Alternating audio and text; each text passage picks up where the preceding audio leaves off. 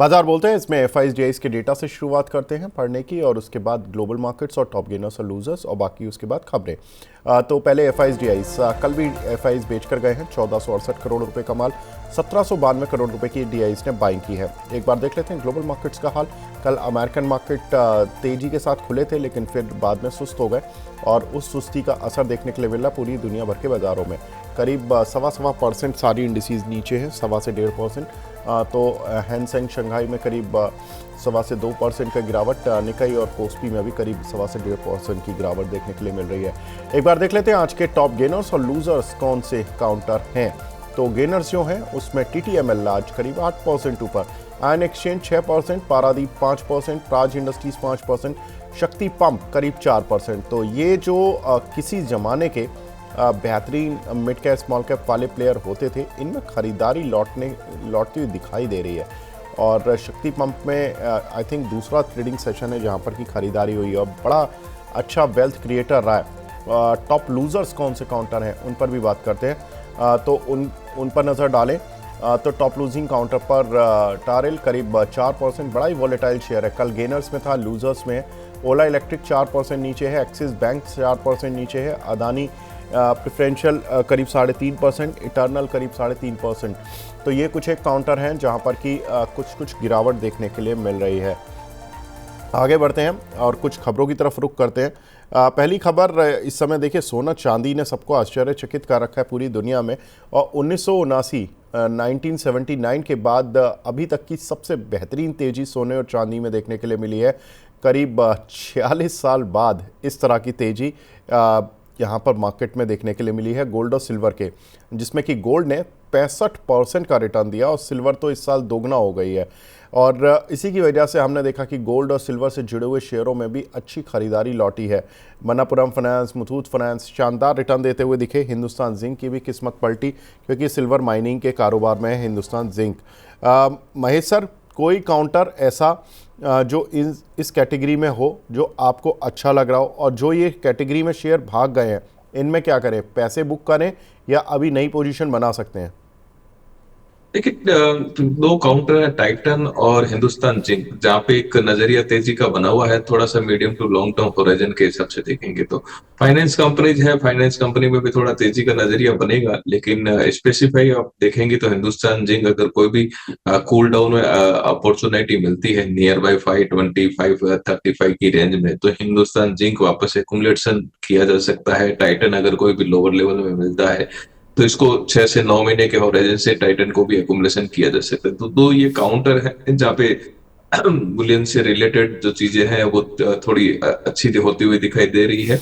हाल हम finance companies में देखेंगे तो मुथूट ठीक है, ये भी 3600-3650 की रेंज में अगर वापस से कोई कारणवश अपने को मिलता है तो एक बेस्ट बाई हो सकता है। यहाँ पे एक अगर ये लेवल से करना है तो फिर इसको 3760 के करीब करीब एक स्टॉप लॉस लगा के इसको ट्रेड है तो कंटिन्यू कर सकते हैं। 3875-3920 तक की रेंज यहाँ से भी दिखाई दे सकती है।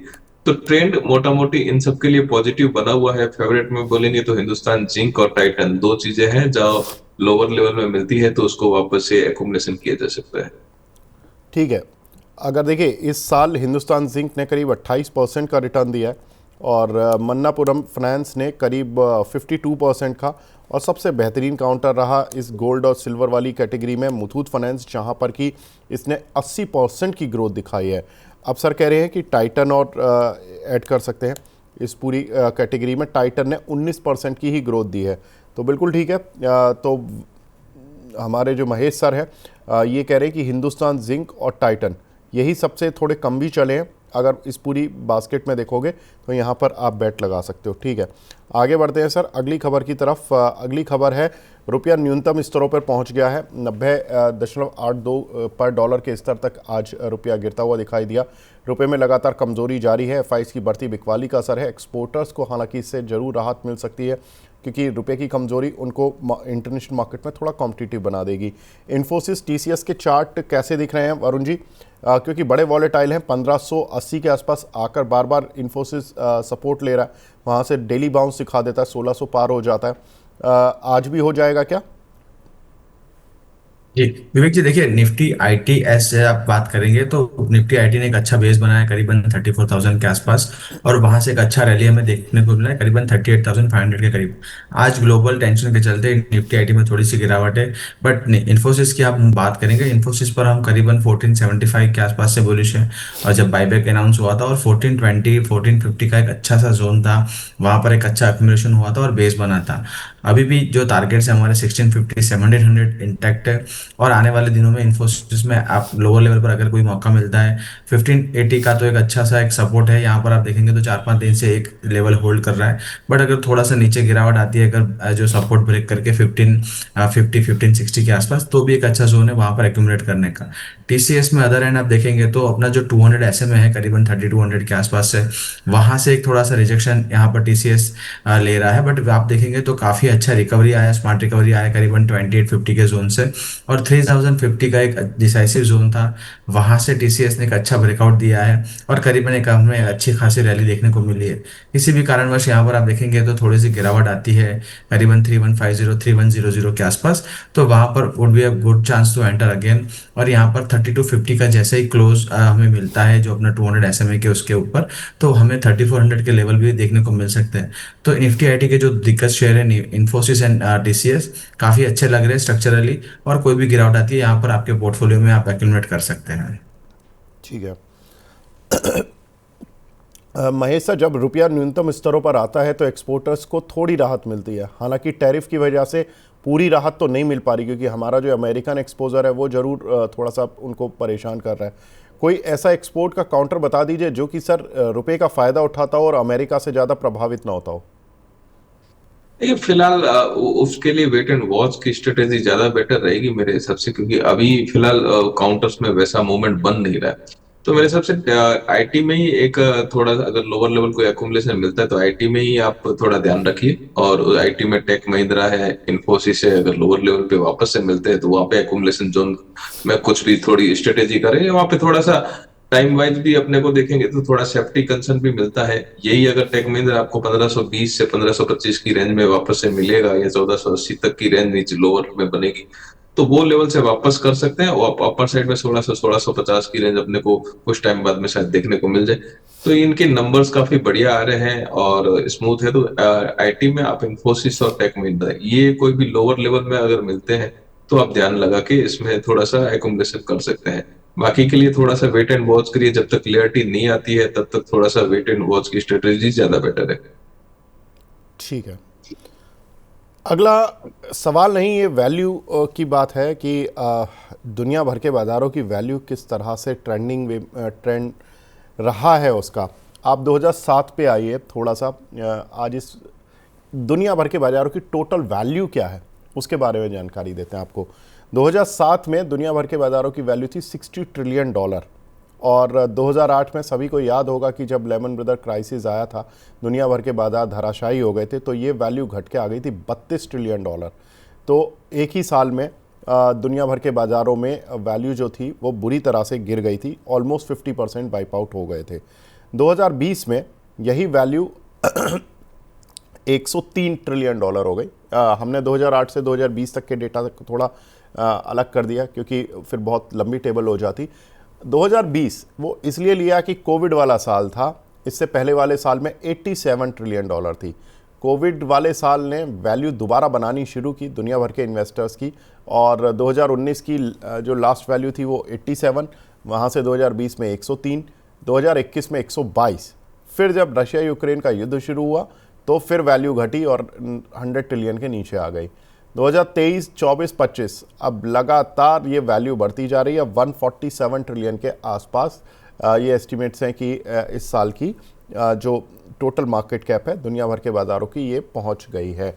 और मतलब ये क्लोज भी हो जाएगी 147 ट्रिलियन के आसपास। महेश सर, बहुत साइकिल देखी होंगी आपने, ख़ास तौर से इस पिछले 20 साल में जो सबसे महत्वपूर्ण दो चीज़ें रही, एक तो लेमन ब्रदर क्राइसिस रहा और दूसरा कोविड रहा, जिसने कि लोगों को बिल्कुल मतलब परेशान ही कर दिया था। एक फाइनेंशियल क्राइसिस आया था, दूसरा वर्ल्ड के लिए ओवरऑल क्राइसिस आया था कोविड वाला। अब क्या लग रहा है सर, ये वेल्थ क्रिएशन की साइकिल चलती रहेगी और इसमें इंडिया ने भी बहुत अच्छा पार्टिसिपेट किया। इंडिया की जो जीडीपी थी उससे ज़्यादा ग्रोथ इंडिया के स्टॉक मार्केट की रही हमेशा ही। अब क्या लग रहा है सर, ये अगले 3 4 5 साल क्या इंडिया के नाम रहेंगे, इंडिया कंट्रीब्यूट करेगा? डेफिनेटली चीजें जो है इंडिया के फेवर में है और इकोनॉमी के हिसाब से इंडिया बेटर प्लेस्ड है। हालांकि जियो पॉलिटिकल कुछ इश्यू अभी तक चल रहे हैं, वो उस लेवल पे रिजॉल्व हुए नहीं है, उसके कारण से अभी तक हमारे को वो चार्म जो है वो मिड कैप स्मॉल कैप में वो रनिंग है, वो चीजें नहीं दिख रही। लेकिन अगर आप देखेंगे लार्ज कैप में इतनी सारी सेलिंग होने के बावजूद में एफआई में फिर भी मार्केट काफी स्ट्रांग है। नहीं तो क्या है, नॉर्मल से जब कोविड का था या वो टाइम पे सेलिंग आती थी लोअर सर्किट मार्केट में अपने को देखने को मिलते थे, वो सारी चीजें अभी एक साइड में है। और अभी के हिसाब से अगर आप देखेंगे तो मार्केट काफी स्ट्रांग है, कोई भी सेलिंग आ रही है तो ऑब्जर्व हो रही है। डीआईआई म्यूचुअल फंड काफी स्ट्रांग है, लोअर लेवल में आपको वापस से एक सपोर्ट हमेशा के लिए मिल रहा है।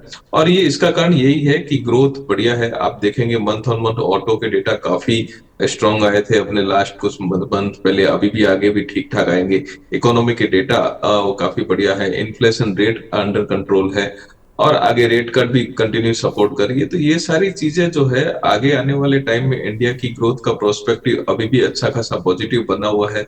आरबीआई के एक्शंस जो है काफी सपोर्टिव है। तो बैंकिंग भी अगर आप देखेंगे पीएसयू सेक्टर की बैंकिंग भी काफी स्ट्रांग है, प्राइवेट सेक्टर की बैंकिंग भी बढ़िया है। तो ओवरऑल अगर बैलेंस शीट के हिसाब से देखेंगे तो काफी बैलेंस शीट एकदम क्लीन है और आगे जो उनका आउटलुक है वो भी पॉजिटिव है। हालांकि कुछ एक सेक्टर है जो जियो पॉलिटिकल के कारण से इतना सपोर्ट अभी नहीं कर पाए। जैसे जैसे क्लियरिटी होगी मेरे हिसाब से इंडिया जो है वापस से अपना एक चार्म जो है वो क्रिएट करेगा और वर्ल्ड मार्केट के अंदर इंडिया का अपना एक स्पोर्ट जो है वो काफी बढ़िया होगा। तो आगे आने वाले 3 से 5 साल का कोई भी नजरिया रख के इन्वेस्टमेंट अभी करते हैं तो बेटर अपॉर्चुनिटी अभी भी है और आगे भी मेरे हिसाब से रहेगी। सब पिछले 10 सालों में निफ्टी ने कभी भी नेगेटिव रिटर्न नहीं दिया है ईयरली बेसिस पर। और अगर आप देखोगे तो इस साल भी अभी तक जो लास्ट ईयर क्लोजिंग थी निफ्टी की वो थी 23,645 ईयरली बेसिस पर। मैं 31 दिसंबर की बात कर रहा हूँ और अब 2025 में ये 26,000 के आसपास चल रही है। दैट मीन्स कि अगर कोई बड़ी खबर नहीं आती है अगले 10-12 दिन में तो शायद ये ईयर भी ग्रीन मार्क के साथ ही हम बंद होंगे। हालांकि उसमें पैसे शायद किसी ने नहीं कमाए होंगे इस बार 2025 की इस रैली में। अगर आप देखोगे तो लास्ट टाइम जो ईयरली नेट में निफ्टी नेगेटिव थी वो 2015 में थी, जब निफ्टी ने और मतलब 8282 की 2014 की क्लोजिंग थी और 2015 की क्लोजिंग थी 7946। यहाँ मतलब निफ्टी ने नेगेटिव रिटर्न दिया था। लेकिन आप सोचो कि 2015 की एंड के बाद से निफ्टी हम कहाँ पहुँच गए, ऑलमोस्ट 8,000 ले लो, 8,000 से आज हम 26,000 पर खड़े हैं। 10 साल में लगभग 2 गुना से भी ज़्यादा। वरुण भाई, अगर मैं बोलूँ एक निफ्टी का लॉन्ग टर्म चार्ट ईयरली वाला या मंथली वाला, अगर जो भी आप लॉन्ग टर्म देखते हो, कुछ तो बात करते होगे आप जब थोड़े लाइट मोड में होते होगे कि निफ्टी यहाँ पहुँच जाएगी वहाँ पहुँच जाएगी, क्या होती है वो बात? जी, विवेक जी, आपकी बिल्कुल बात सही है। इंडाइसिस में आप देखेंगे तो 2015 के बाद कभी भी हमें रेड कैंडल देखने को नहीं मिली है। और जो 2020 वाला जो साल आया था जो काफी वॉलेटाइल था, काफी लोगों के लिए जो काफी पेनफुल था, बट वहां पर भी आप देखेंगे तो काफी अच्छी रिकवरी आई थी। तो यहाँ पर आप देखेंगे तो निफ्टी या फिर इंडियन इकोनॉमी की हम बात करें तो स्ट्रक्चरली इंडियन इकोनॉमी पॉजिटिव है। अभी भी हम बात कर रहे हैं तो 8.3% का जीडीपी ग्रोथ है, इन्फ्लेशन हिस्टोरिकल लो पर है। आरबीआई की तरफ से जो अब आरबीआई प्रोएक्टिवली काम कर रहे हैं, तो फेड को फॉलो नहीं करते, फेड अब इनफैक्ट आरबीआई को फॉलो करना शुरू कर दिया है। तो आरबीआई ने पहले कट किया था और वो साइकिल में हम अग्रेसिव थे। तो आप काफी सारे देखेंगे तो इंडियन मार्केट की तरफ से, इंडियन इकोनॉमी की तरफ से आप वर्ल्ड मार्केट को यहाँ पर काफी पॉजिटिव सिग्नल्स जा रहे हैं। जब भी हम बात करते हैं ग्रोथ और आप जैसे बात करेंगे तो 20% 15% का सीएजीआर, 15% का जो इंडाइसिस पर सीएजीआर है आप 2005 के डेटा कंपेयर करेंगे तो, और मिड एंड स्मॉल कैप में करीब 18% के आसपास का सीएजीआर रहा है। तो उसको कंपाउंडिंग भी कर देंगे तो मार्केट आप देखेंगे तो काफी अच्छे लेवल्स हमें दिखा सकते हैं अगले साल, अगले 5 साल में। तो यहाँ पर कोई चिंता का विषय नहीं है। और जैसे कोई गिरावट आती है, आप देखेंगे तो रिसेंटली हमें जनवरी फरवरी में लास्ट ईयर हमने काफी बड़ी गिरावट देखी थी मार्केट के अंदर, करीबन 13-14% के आसपास का। बट वहां से जो आपका टाइम करेक्शन और जो जो टाइमली बाउंस आता है, जो शार्प रिकवरी आती है मार्केट में, वो काफी एक्सेप्शनल है। तो यहाँ पर स्ट्रक्चरली पॉजिटिव है। और अभी की हम बात करें तो 24,350 एक जोन है, जो लेवल है, वहां पर हमने काफी सारे इवेंट्स वहां पर देख लिए थे। टैरिफ की चिंता हो, इकोनॉमिकल प्रेशर हो, या फिर इन्फ्लेशन का, या लिक्विडिटी टाइट जो भी था, काफी सारे जियोपॉलिटिकल न्यूज आ गए, इजराइल ईरान का भी जो आ गया, सब कुछ यहाँ पर हमने कैप्चर कर लिया था 24,350। तो अगर यहाँ से कोई गिरावट आती है और 24,350 के लेवल्स आते हैं, हमें कोई भी देखने को मिल रहे हैं, तो would be a very good place to enter. और लॉन्ग टर्म के लिए वहां पर 3 to 5 years के लिए, और वो एक अच्छा सपोर्ट है। और अगर वो सपोर्ट टूटा है तो आपको मानना पड़ेगा कि मार्केट में वर्ल्ड लेवल पर काफी बड़ा कोई इवेंट आ रहा है, तभी ये लेवल टूट रहे हैं। नहीं तो 24,350 एक बेस है यहाँ से। और हम आगे चलते हैं, करीबन 28,000 से लेकर 30,000 के निफ्टी के लेवल हम आने वाले सालों में देख सकते हैं। तो 28 से 30 हज़ार के लेवल आ सकते हैं, 24,350 के आसपास के लेवल हैं जहां पर कि अगर कभी मिल जाता है तो वरुण जी को तो खैर उस समय याद किया ही जाएगा, लेकिन तब भी कॉन्फिडेंस लेने के लिए कि आपने आज के दिन ऐसी बातें बोली थी, तो वो हम आपको याद दिला देंगे वरुण जी कि आपने इन लेवल्स पर बताया था बाय करने के लिए। अब वो लेवल आ गए हैं, भगवान ना करे कि वो आए फिलहाल में जल्दी में, क्योंकि इस समय पर फिर कार्नेज आ जाएगा, 2,000 पॉइंट, ऑलमोस्ट 1,500 पॉइंट नीचे गिरना निफ्टी का। लेकिन यस, अगर मिलते हैं तो वो अच्छे खरीदारी के लेवल्स होंगे। आगे बढ़ते हैं सर, अगली खबर की तरफ। अब कुछ काउंटर स्पेसिफिक खबरें रहेंगी। डेक्कन गोल्ड माइन, यहाँ पर आंध्र प्रदेश में गोल्ड प्रोजेक्ट का ट्रायल रन पूरा हुआ है। गोल्ड माइनिंग का कॉमर्शियल प्रोडक्शन शुरू हो जाएगा। ये खबर इसलिए इम्पॉर्टेंट है कि गोल्ड माइनिंग में हमारे यहाँ पर कोई कंपनी ही नहीं थी। यही एक कंपनी थी जिसके भी लाइसेंस वाइसेंस ख़त्म हो गए थे, और ये कुछ गोल्ड माइन पिछले कई सालों से कर ही नहीं रही थी। अब इन्होंने दोबारा लाइसेंसिंग ली, दोबारा से कॉमर्शियल ट्रायल रन किए, और अब कॉमर्शियल प्रोडक्शन शुरू कर रही है। महेश सर, कितना इम्पॉर्टेंट है एक कंपनी का गोल्ड माइनिंग में रहना इंडिया के अंदर, जहाँ पे कि हमने देखा कि हिंदुस्तान जिंक केवल एक कंपनी जो कि सिल्वर माइनिंग में है, उसको कहाँ से कहाँ पहुँचा दिया स्टॉक मार्केट वालों ने। अब ये गोल्ड माइनिंग से जुड़ी कंपनी डेक्कन गोल्ड माइन, ये भी इकलौती कंपनी है जो कि गोल्ड माइन कर रही है। हालांकि अभी बड़े स्केल पर इंडिया में नहीं है, इन्होंने एक किर्गिस्तान में भी प्रोजेक्ट शुरू किया है, वहाँ से भी इनका प्रोडक्शन शुरू हो जाएगा। मैं इसकी एनालिस्ट कॉल पढ़ रहा था, तो ये बोल रहे थे कि अब काफ़ी सालों बाद हम दोबारा से एनालिस्ट कॉल करेंगे, हम देखना अब हमारे नंबर्स में सब चीज़ें रिफ्लेक्ट होंगी। रिलायबल है ये कंपनी पर बेट लगाना सर? कर सकते हैं, वैसा कुछ नहीं है। काउंटर में भी एक कंसोलिडेशन भी है, और यहाँ से अगर किसी को इस काउंटर पे बैट लगाना है तो मेरे हिसाब से 88 के एक स्टॉप लॉस लगा के इस काउंटर पे ये लेवल से बाइंग किया जा सकता है। अपर साइड में फर्स्ट लेवल 108, सेकंड लेवल 118 के करीब करीब यहाँ पे उनका रेसिस्टेंट बनेगा। और उसके बाद में अगर कोई भी लेवल आगे अपसाइड बनती है तो 128 से 135 तक के लेवल भी देखने को मिल सकते हैं। क्वांटिटी थोड़ा सा कम रखना चाहिए कंपेयर टू लार्ज कैप, तो वो ज्यादा एक स्ट्रेटेजी जो है उस हिसाब से आप काम कर सकते हैं।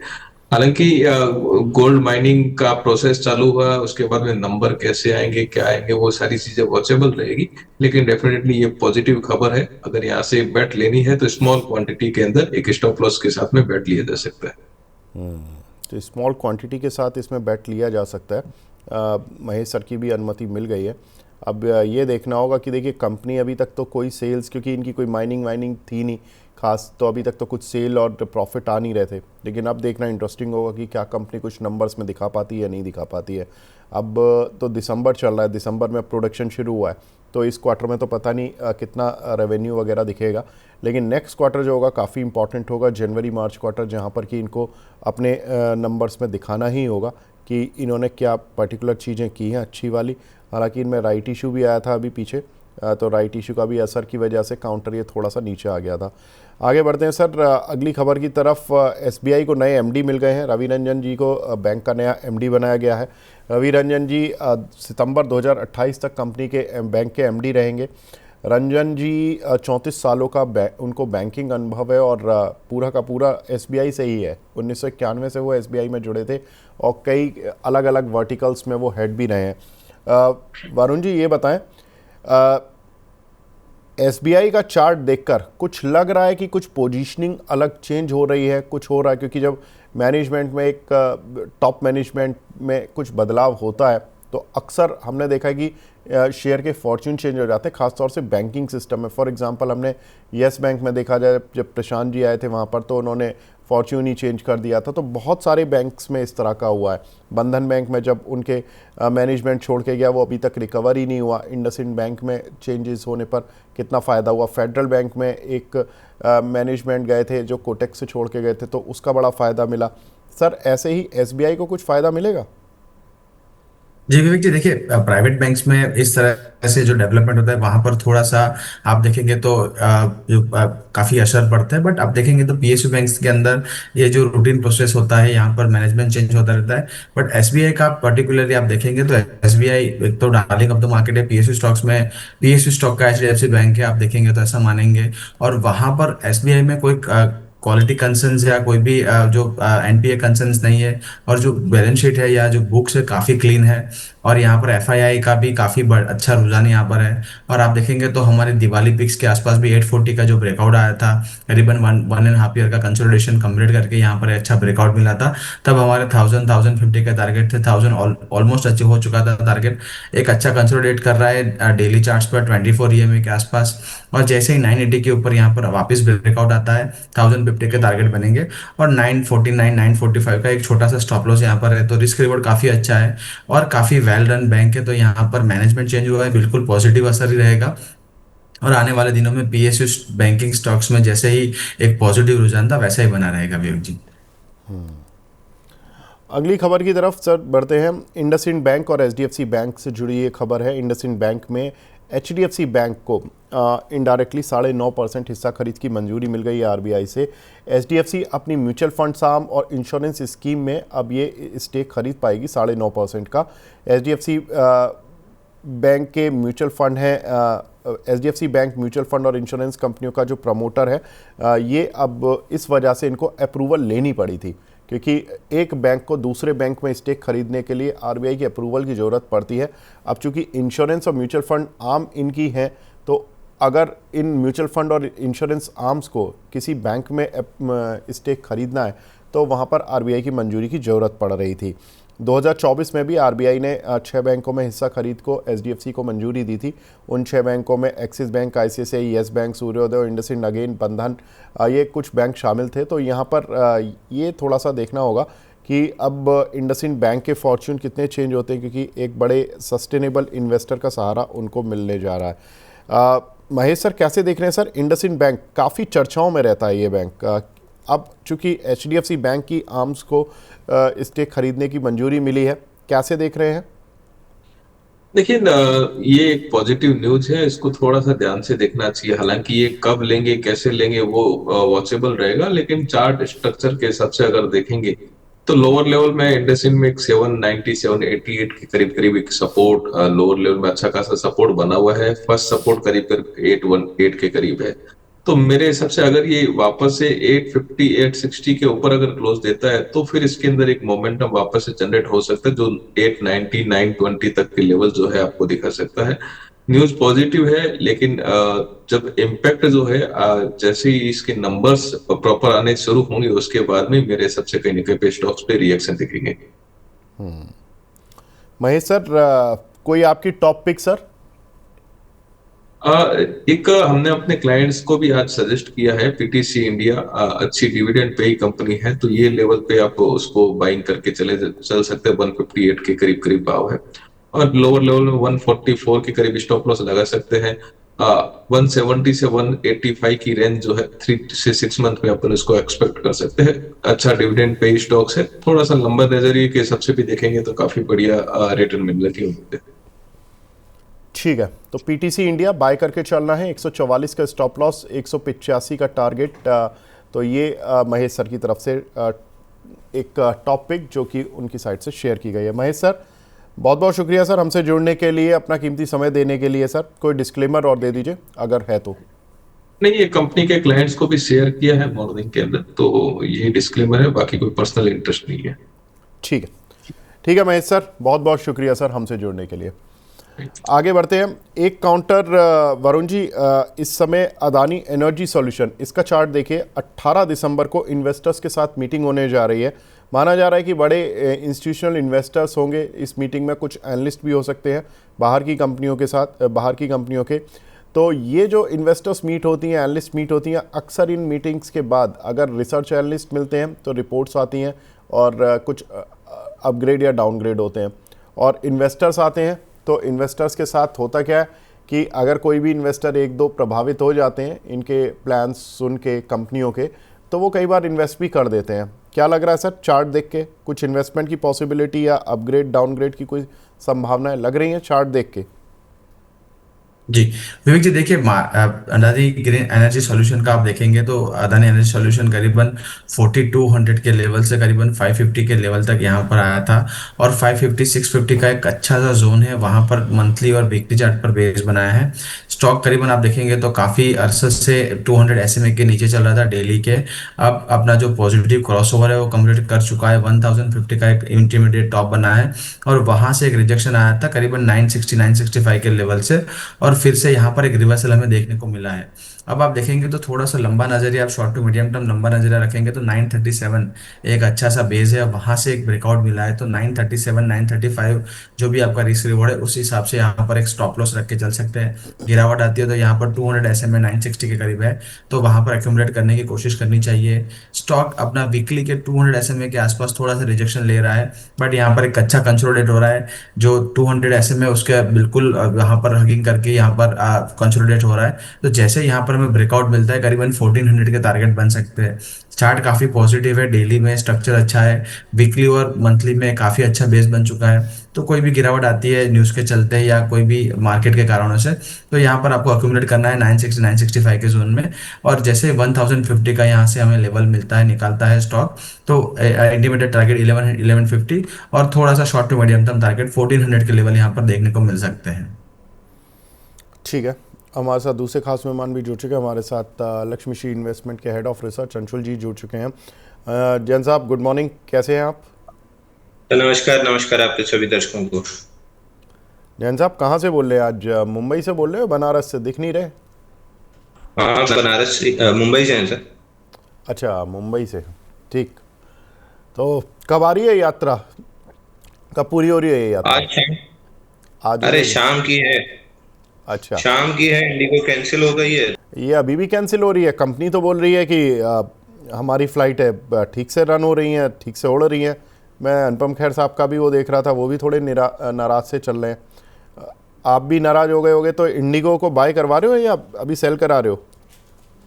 नहीं, मैं तो इंडिगो सेल पे ही बैठा हूँ सर, 5800 रुपए से, और 3700 और नीचे का ही टारगेट है। फ्लाइट कैंसिल हुई इसलिए गुस्सा आ रहा है, या मतलब शेयर नहीं, ही वीक लग रहा है? फ्लाइट तो आज कैंसिल हुई है, लेकिन वीक तो ये पहले से है। अच्छा, ठीक है। तो चलिए, जैन साहब के सेल के एक रीज़न मेन तो ये था कि चार्ट पर ये वीक है, और दूसरा अब फ्लाइट भी कैंसिल कर दी है इंडिगो वालों ने, तो और थोड़ा सा मानसिक पर्सनल वाला भी एक टच आ गया होगा थोड़ा सा। चलिए ठीक है, वरुण जी आप 12 बजे की तैयारी कीजिए सर, मिलते हैं आपसे 12 बजे। ठीक है सर, थैंक यू। आगे बढ़ते हैं। अब अंशुल जी ये बताएं, कौन सा इंडेक्स इस समय अब थोड़ा ठीक या ख़राब लग रहा है आपको? क्योंकि आज निफ्टी में थोड़ा पेन तो है और अभी तक रिकवर होने का चांस नहीं दे रहा। ये आज वीकली एक्सपायरी है इसलिए वॉलेटिलिटी ज़्यादा है, या रिकवरी आएगी? तो लग नहीं रहा रिकवरी आएगी। कल जिस हिसाब से रिकवरी आई थी, आज ये डाउन कैंडल फॉर्म नहीं होनी चाहिए थी। अब ये डाउन कैंडल अपने आप में एक छोटा सा नेगेटिव है। इवेंचुअली आज की डे एंड की क्लोजिंग काफी इंपॉर्टेंट रहेगी, बट ये कैंडल ऐसी फॉर्म नहीं होनी चाहिए। तो मार्केट तब ज्यादा अच्छा आपको पैसा देता है जब ये क्लियर होता है कि क्या नहीं करना चाहिए मार्केट को। अगर नहीं, जो नहीं करना चाहिए था वो था डाउन मूव, तो लॉन्ग्स ट्रैप्ड है। अगर इसी तरीके से चलता रहा तो एक आध दिन में फिर फ्लश सेलिंग आती हुई दिखेगी। तो फिलहाल तो खराबी है, क्योंकि कल गैप से रिएक्ट अच्छा किया था और आज कल के लो के नीचे है। तो जितने भी लॉन्ग्स लेके गए थे फिलहाल तो ट्रैप्ड है। अब उनकी फ्लश सेलिंग आती है तो वापस 25,795 जो 50 डे मूविंग एवरेज है वहां तक शायद हम डिप देते हैं।